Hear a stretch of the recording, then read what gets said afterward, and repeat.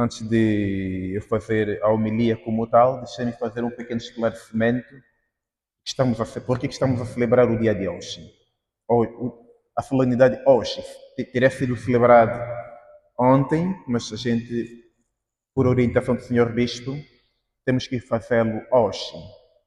Hoje está a decorrer uma missa em Fátima, em honra, ou então pela eleição do novo Papa.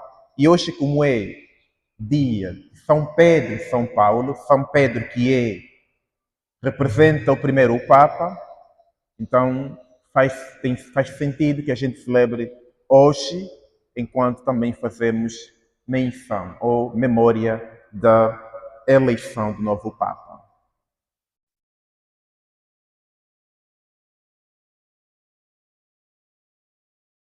Pois bem, caros irmãos, estamos hoje a celebrar a solenidade dos apóstolos Pedro e Paulo, grandes figuras incontornáveis na história da nossa própria fé e pilares da fé cristã também.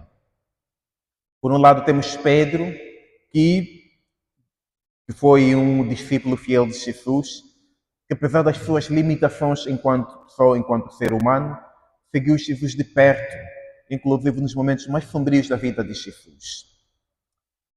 Jesus Cristo, sempre que se dirigia para as outras cidades, levava sempre consigo os seus discípulos.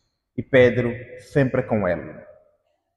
E por outro lado temos Paulo, um homem que, de princípio, apresenta-nos uma vida antes e depois de Jesus, que era de perseguidores e passou a ser este discípulo, apóstolo fiel do anúncio do Evangelho de Jesus Cristo. Então temos duas figuras principais na história da nossa própria fé. E são duas figuras que são completamente de tempos diferentes, contextos diferentes, mas apresentam-nos também alguma coisa comum entre elas. E as leituras de hoje apresentam-nos exatamente estes dois lados, por um lado de Pedro, mas também do outro lado de Paulo. Hoje, as leituras que nós ouvimos nos dão duas lições fundamentais. Deixei-me primeiro trazer uma história, ou então uma narrativa do contexto destas duas pessoas, que embora sejam diferentes, as leituras nos fazem compreender.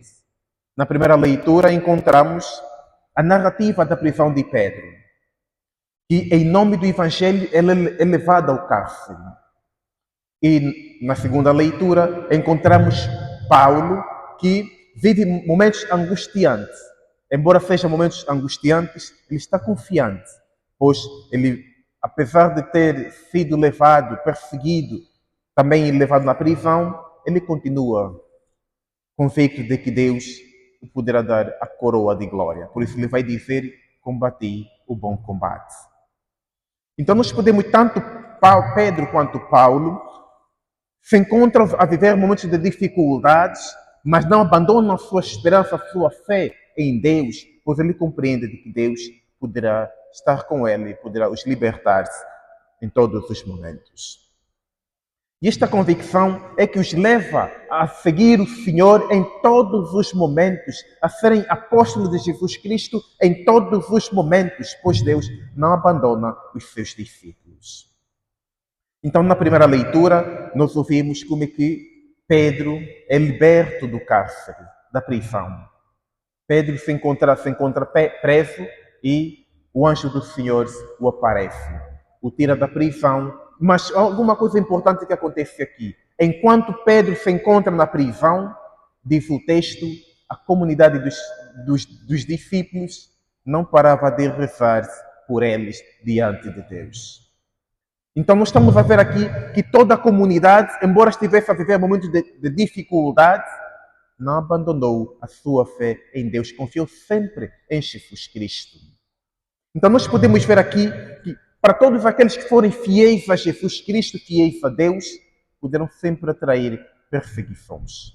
Não que a igreja, não que a comunidade dos cristãos deve procurar perseguição, mas como diz o próprio texto, toda a escritura inspirada por Deus serve para ensinar-se, repreender-se, denunciar as injustiças. Então, é exatamente por estarmos a denunciar, por estarmos a ensinar, que muitas vezes poderemos atrair perseguições diante de nós. Então, nós podemos ver aqui que todo cristão tem que se colocar exatamente neste caminho dos discípulos. De muitas vezes que as tentações poderão estar conosco, as perseguições poderão estar ao nosso lado, mas nós somos convidados a continuar a levar esta mensagem de Cristo em todos os momentos. No Evangelho nós encontramos o momento decisivo em que Jesus se preocupa sobre o que os outros dizem sobre ele. Jesus vai perguntar aos seus discípulos: quem dizem as pessoas sobre mim? E a resposta dos apóstolos é clara. Eles vão dizer: outros dizem que és Elias, outros, porém, João Batista, outros, Jeremias, ou então um dos profetas. Jesus volta-se para eles e vai dizer: e vós, que dizeis que eu sou? Nós aqui, em primeiro lugar, às vezes quando temos que dizer sobre os outros, sobre a vida dos outros, sobre a relação dos outros com Jesus, às vezes é muito fácil. Nós quando temos que estar a explicar ou então a julgar os outros sobre o seu lugar na igreja, sobre a sua relação com Deus, é muito fácil. Mas quem és tu? Ou então quem é Jesus Cristo para ti? Então, mas esta pergunta de Jesus não é simplesmente sobre a natureza de Jesus. Não é simplesmente para saber quem é Jesus. Nós aqui, quando encontramos duas pessoas que têm uma relação, seja ela muito próxima, seja ela muito oposta, perguntamos sempre: quem é ele para ti? Se for o pai, a gente compreende. É por isso que eles têm uma relação muito próxima. Se for a mãe, poderemos dizer, é por isso que tem uma relação próxima. Então, quando Jesus vai perguntar também: que dizeis que eu sou? Não está a dizer simplesmente qual é a minha natureza, qual é o vosso entendimento sobre mim, mas é também qual é a vossa relação comigo. Então, se a gente vai dizer que tu és o Messias, então cada um de nós tem que se relacionar com Jesus exatamente como estaremos diante do Messias. Então, ao Messias, a gente é chamado a aproximar-se com muita piedade e com muito amor. Então, Pedro, ao responder a Jesus que tu és o Messias, o Filho de Deus vivo, está a dizer que nós a ti confiamos. Nós acreditamos em ti, que tu és o Salvador. Então, se ele é o Salvador, então é a ele que nós devemos obedecer e devemos seguir. Então, por isso que a pergunta de Jesus que faz aos apóstolos é também feita para todos nós. E dizeis quem é Jesus para vocês? Esta pergunta é dita para todos, é feita para todos. Mas a resposta cada um de vocês sabe muito bem.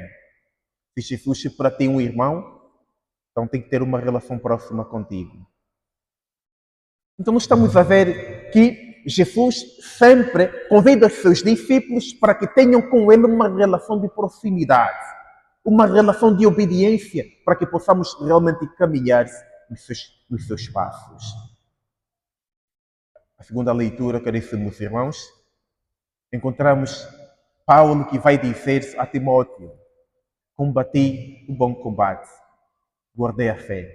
Agora está à espera de mim a coroa de glória que Jesus preparou para mim, mas também para todos aqueles que forem fiéis à sua palavra. Então que cada um de nós também caminhe tal como Paulo caminhou, que no encontro com o Senhor transformou a sua própria vida. Como diz o texto, saiu de Saulo para Paulo. Quer dizer, a vida dele transformou. A vida dele tomou um novo rumo e se tornou verdadeiramente apóstolo de Jesus Cristo. E cada um de nós também, no encontro com o Senhor, encontra, ou então transforma a sua própria vida, para que tudo aquilo que é errado fique para trás e tomemos o outro caminho, que é feito com Jesus. Hoje também, enquanto a gente celebra Pedro, então São Pedro, estamos também a celebrar esta autoridade que Pedro recebeu de Jesus. Jesus vai dizer a Pedro, tu és Pedro. Depois da confissão, vai dizer, tu és Pedro. E sobre esta pedra edificarei a minha igreja. E as portas do inferno não prevalecerão diante dela. E o que desligares na terra será desligado nos céus. E o que ligares na terra será também ligado nos céus. Se Pedro é o primeiro Papa da Igreja, todos os seus sucessores recebem também, não simplesmente o título, mas toda a autoridade que ele recebeu também de Jesus Cristo. Por isso, como temos dito muitas vezes, o Papa é o sucessor de Pedro. Então, hoje, enquanto fazemos também memória ou honra para a eleição do novo Papa, olhemos também para ele como aquele que recebeu de Deus a missão de orientar o santo povo de Deus, de liderar a comunidade dos discípulos. Então, rezemos também para ele, para que ele consiga dirigir a igreja com sabedoria, mas principalmente com muita fé. E cada um de nós também, enquanto caminha nesta terra, possamos ter o momento de dizer: combati o bom combate, guardei a fé, agora me está preparada a coroa de glória. Que Deus, hoje e sempre, caminhe conosco. Assim seja.